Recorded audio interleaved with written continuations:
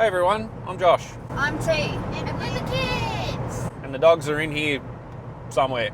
Right here. And this is J&T's journey.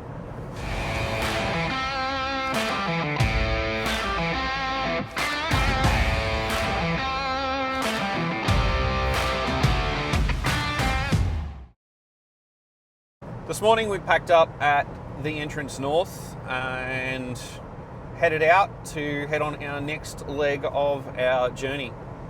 The Central Coast was really cool and there's plenty of more things to do there, but we've got to get a move on, head up to our next destination, which is about halfway between Foster and Taree.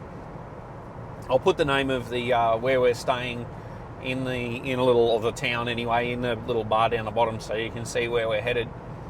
We're trying to keep these trips up the coast sort of between sort of around the 2-3 hour mark travel each day.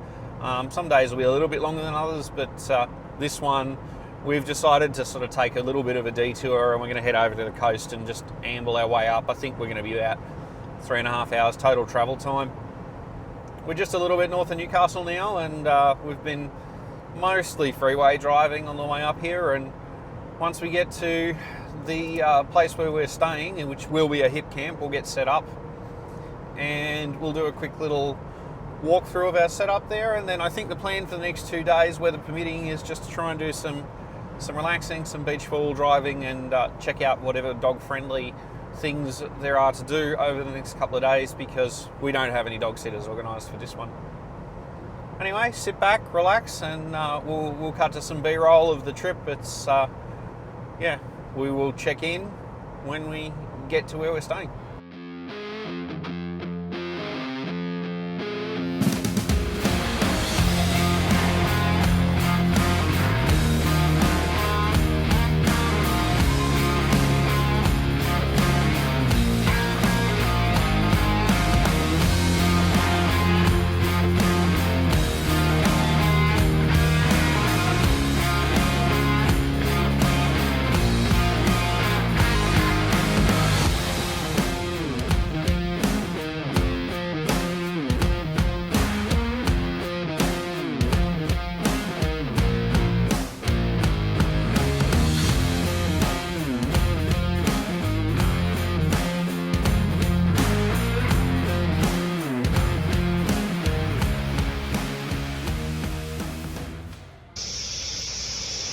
So when you got young kids and you got a wife like T and they're a little bit rude, and you see a sign that says booty booty, they've got to stop off and get a photo.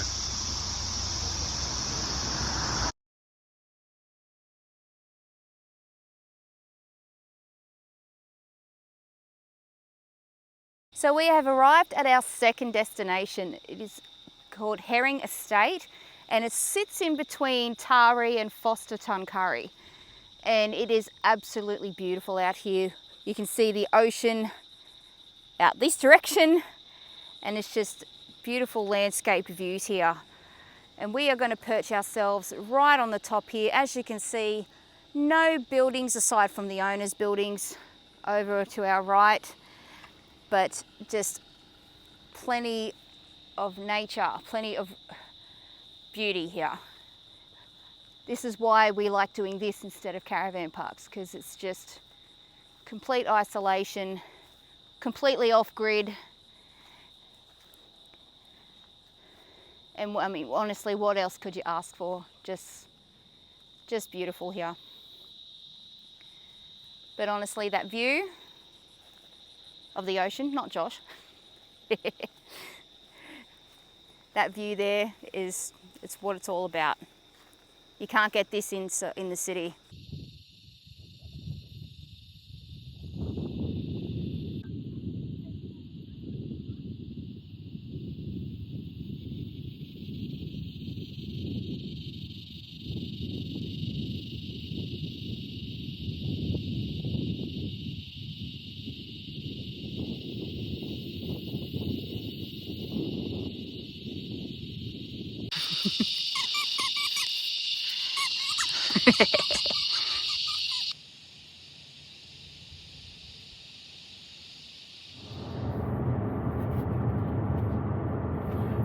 the next morning and the air was beautifully clear this morning. It was pretty warm overnight.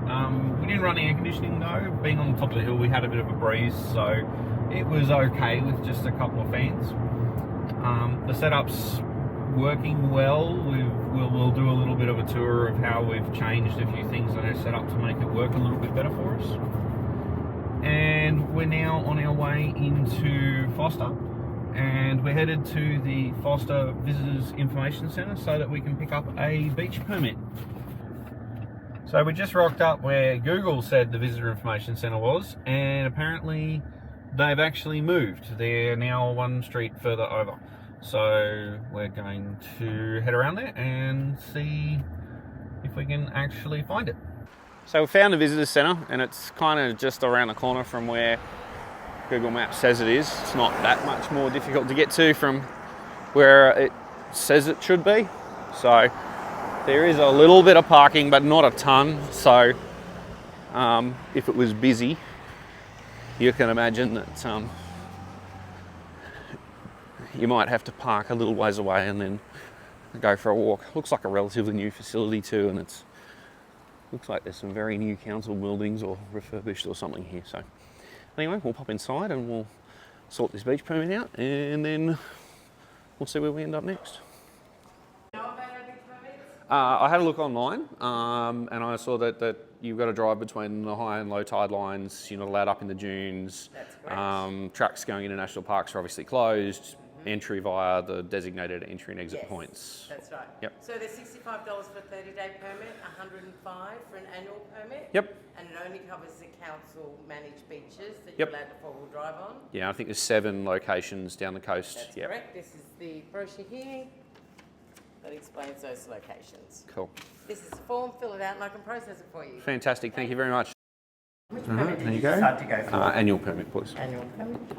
All right, we have our beach permit. We ended up going for the annual permit, which was what we had intended on doing, because the chances we'll be back here again within the next 12 months are pretty good.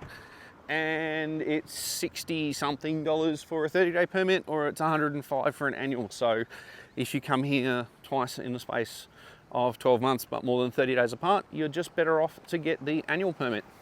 We'll get this permit on the vehicle and see where we end up. But we've got a couple of hours before we can get on the beach, because we've got to wait until at least an hour after high tide before we can go on, and it's high tide in about 10 minutes. So we'll do a bit of poking around Foster and then we'll hit the beach. So in order to kill some time, we've come up to Bennett's Head Lookout, and there's no signs here that say you can't have dogs, so we're going to go for a little bit of a walk. There's a whole bunch of little lookout spots, but check out this.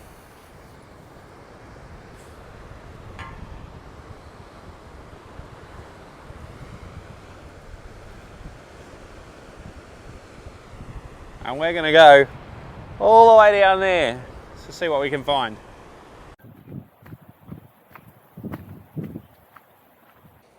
Well, I found tea. Oh, and there's the kids.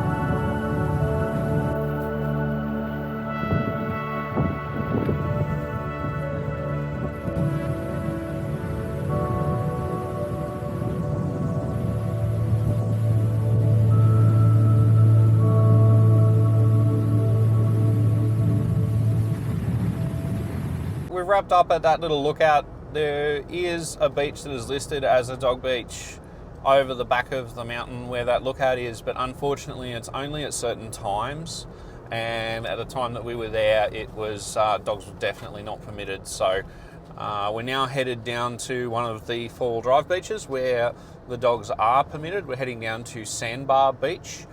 And it looks like it's a cool little beach where it bridges, it goes out onto a big sandbar and it bridges across to the lake. Now, we're about an hour after high tide at the moment. By the time we get down there, it should be about an hour and a half.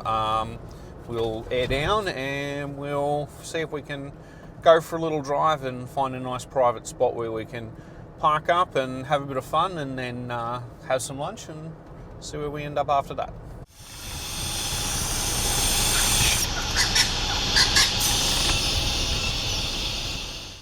we're all aired down. We've gone down to 15 pound on the gauge, which is 16 pound on the tyre pressure monitors.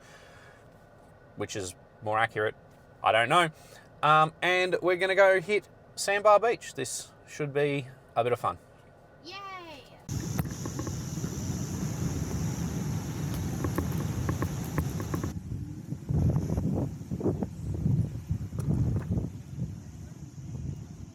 We ended up finding a spot that was not so private, but it is what it is. The kids got to have a little bit of fun on the edge of the sand just near the surf. We got the dogs out, and T even went for a little bit of a slide down some of the sand too.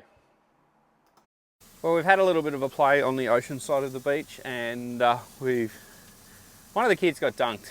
I didn't like it too much. So we've headed over to the lake side of Sandbar Beach, and the kids are going for a swim. And T and my daughter are dancing in the background because that's what they do. And we've just chucked on some lunch, so we're just going to have some steaks, which should be nice and tasty. And then we'll have a bit more of a splash, and I don't know, we might hit one more beach and then head home and just sort of relax for the afternoon, but we'll see what happens. After lunch, we let the dogs out for a bit and got the ball out, and it was great to see Adie, our oldest dog, actually playing with the ball in the water. She really does love the beach, but yeah, she's getting a bit on in the years. There were heaps of pelicans and seagulls and all sorts of birds around. It was great to see them out on the lake. One of the kids decided they wanted to go have a look, but the birds had other ideas. The pelicans really were amazing. Just watching them land and take off was absolutely incredible. We've now headed back up to Tuncurry, and we're about to check out the 9 Mile Beach, which runs from Tuncurry up to a place that I have forgotten its name. I'll put a little bar in with it. We're just about to air down again, and we're going to hit the beach and check out the surf. One more beach to cross off the list.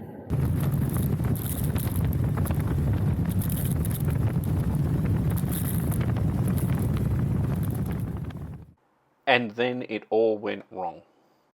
We hit the beach at Tuncurry, headed up the 9 Mile Beach, and we got about halfway up, 7 or 8 k's up the beach. We found a nice little spot to pull over, and so we pulled up and decided the kids were going to go body surfing. Now, we did have a look at the beach, and we were aware that on the eastern seaboard, blue bottles can be a problem. And there were a few blue bottles scattered around the beach, but there weren't a ton of them. I assumed that they had been brought in with the high tide. Yeah.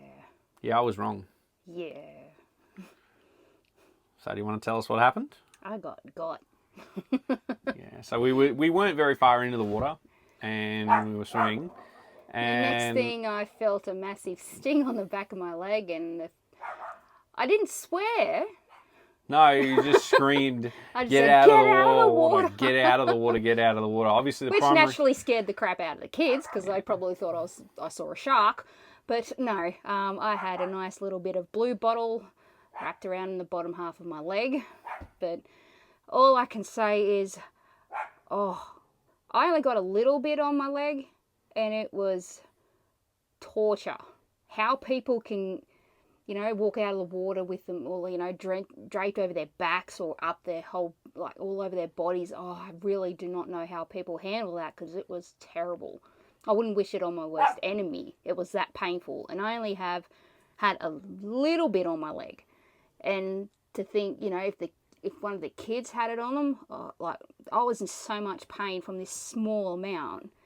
If the kids got stung, I wouldn't. It was horrible. Yeah. We drove right up to the north end of the beach and found a little quiet sheltered area where there were no other blue bottles, and T had an opportunity to rinse her leg off with some salt water in some rock pools right at the top end of the beach. From there, we headed into the local surf club where we were able to find a hot shower, which T hot said water apparently helps. Provided some relief. Provided some, but yeah. All the information that we looked up said that it takes about 2 hours for the sting to subside. I think it took you about 6 or 8. Yeah, it was a good overnight. Well, I got stung probably 1 or 2 in the afternoon. I didn't get any relief until the next morning. I managed to sleep it off, I think. but it was not settling at all. I ended up using hot and cold. So if there's any tips out there on what the best way is to treat blue bottles, that'd be a great. Yeah, thing specifically to share. blue bottles, not jellyfish, because we later found Blue out bottles. that blue bottles aren't specifically a jellyfish. There are a whole bunch of different organisms that all live together to form a single colony. Because there's the things about using vinegar, or people they've mentioned with jellyfish, they use urine. But I'm like, yeah, no, that's not happening here. But yeah, if there's any, I'd love to. It'd be good to find out some more info on if this. I don't particularly want it to happen again. No, like I said, I wouldn't wish it on my worst enemy. So, like I said, people that can walk out of the beach with them draped on them. I salute you, I tell you what, because it was a small amount and just torture. So you guys are a lot tougher than I am. So we later found out that the primary conditions for blue bottles appearing on the beach are northerly or northeasterly winds. So with that in mind, it was something that we had to keep an eye on for the rest of the trip. And we did. And we did. And we had a successful trip. We didn't have any more incidents, but definitely something that we were not prepared for. Hadn't even considered, but something that we're very aware of now. Definitely. So we are now leaving the herring estate in just the nick of time. It has started to rain, and it's not fun trying to pack up annexes in the wet when they're wet, and trying to wrangle up children and dogs as well. Isn't that right? Yes. But it is a learning experience. You can't always have perfect weather, so it was something that we will learn how to do for next time. We worked as a team to get everything packed up, and it was a lot quicker when you've got motivation to not get drowned. So all in all, this is a beautiful spot. Unfortunately, we had a lazy day yesterday afternoon because it was just rain, storm, and as you can see outside today is a little bit dreary for our travel day, but we were able to have some family time. Yes. The wind here can get pretty wicked too, especially at night. We had a pretty fierce southerly last night, and pretty fierce southerly last night, and everything was fine. Like, the camper didn't move. The annex was absolutely rock solid. Shout out to Sam and Adam at Alpine Annexes. That thing really is absolutely worth the money. I thought there was a tornado outside, but nothing budged. Not a cheap annex, but absolutely fantastic. Our next stop is going to be Delicate Beach, although we are forecast for 50 to 60 kilometre an hour winds. So we could end up spending 2 days in the camper there, but it's our next stop, and right the whole way up the coast at the moment is just completely blown out. There's just wind and rain everywhere. So we might get one good day there. We'll see what happens, but that's our next stop, so that's where we're headed. We're going to stop off at the Big Axe and stock up on supplies and do a few little bits and pieces. We might even see if we can catch the ferry across the river. We'll duck into Port Mac. We've got a fair bit of time today. So if you'd like to follow along, we're going to end this one here. Thanks for watching. We really do appreciate your support. To get any updates about future videos, campsite reviews, etc., make sure that you like, subscribe, share the channel. Thanks everybody for coming along with this one, and we'll see you on the next one. I'm Josh. I'm T. And we're the kids! And this... And the puppies! Yes! And this has been J&T's journey. Cheers. Hooroo. Bye-bye! So this is what I'm left with now. Like I said, I do suffer from eczema as well, so I have a tendency to itch. So it probably wouldn't have looked as bad if I'd left it alone, but this is what I've got now. Thanks, Mr. Blue Bottle.